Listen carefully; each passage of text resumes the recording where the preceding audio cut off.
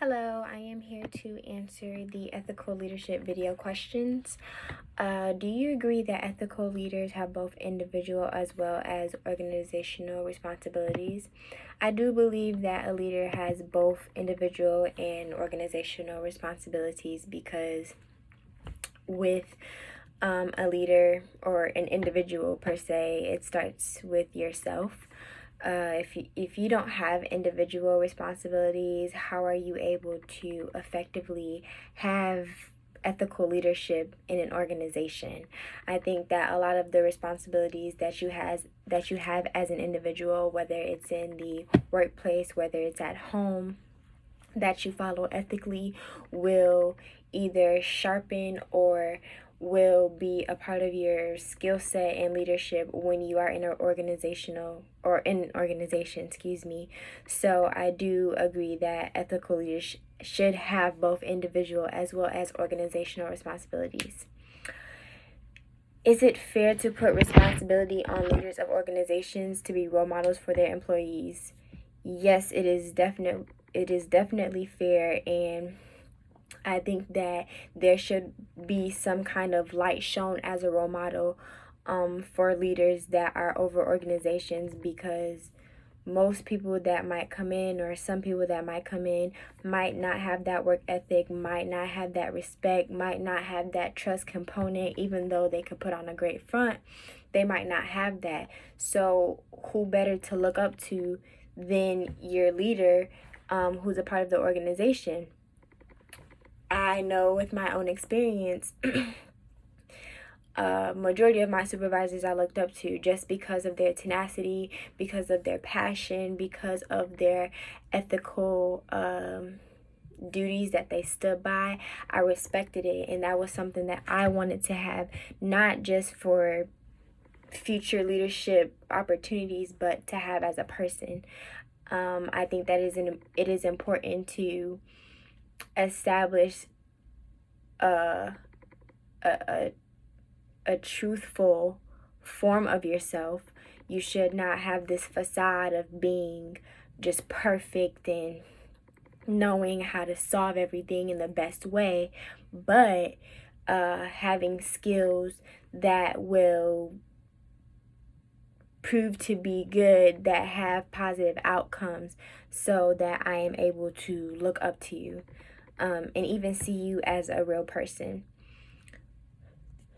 The video mentions Kinley and Jack A, because I don't know how to pronounce that last name, as potential examples of leaders whose overconfidence in their own morality helped lead to their downfall. Do you agree? Yes, I do. I do agree. Can you think of other examples that have been in the news in recent years? I do not watch the news. That is something that I am working on.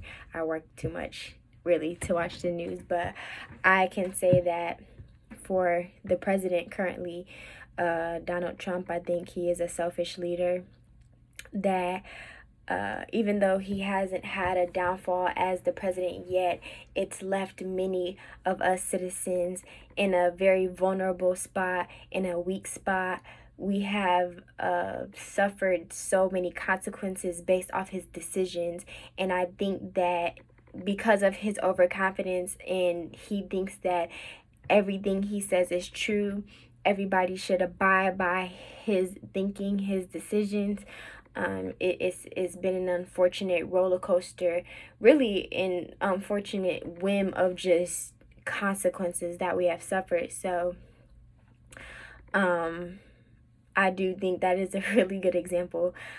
He's not ethical in my opinion. So a lot of his thinking is selfish, is based off what he thinks and feels is right, which it really isn't. If companies are prospering under a CEO's leadership, should the CEO have any responsibility to also lead an upright personal life? Most definitely, the CEO should have responsibility to lead an upright personal life.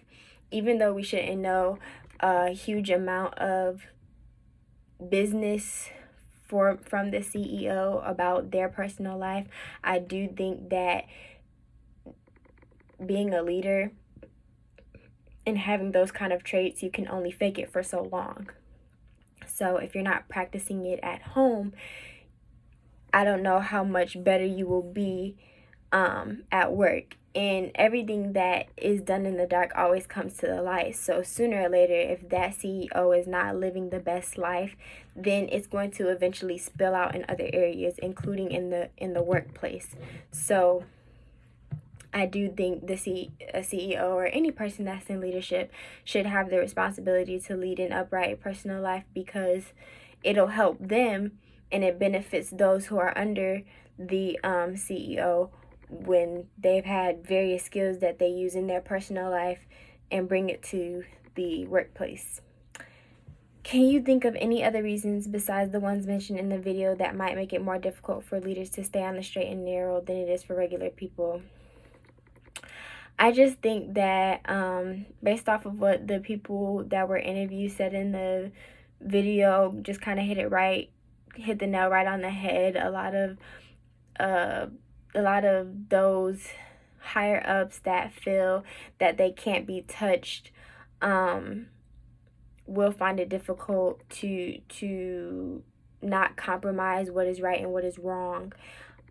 I always tell people it's easy for you to say what you will do in certain positions, but you will really find out where your head is at, what morals you have until you're placed in that position. There are different temptations that I believe a lot of leaders fight. They don't have the right mentorship to guide them about what they might face when they're on the higher level. There's different demons on every single level. So you have to have a lot of tenacity, a lot of wisdom, a lot of determination, and stick right to your values and your traits in order to keep your head on straight, because everybody's flesh is weak at some point, and sooner or later there are going to be different people that come to see what kind of weaknesses that you have. So anybody can use it against you, and everybody is not your friend, which is what some people I believe also struggle with that are at the top, because it gets lonely and they need yes men or they need somebody by their side, but at what cost? So I do think it is difficult, but it can happen where you can have good ethics, good morals, and still be at the top.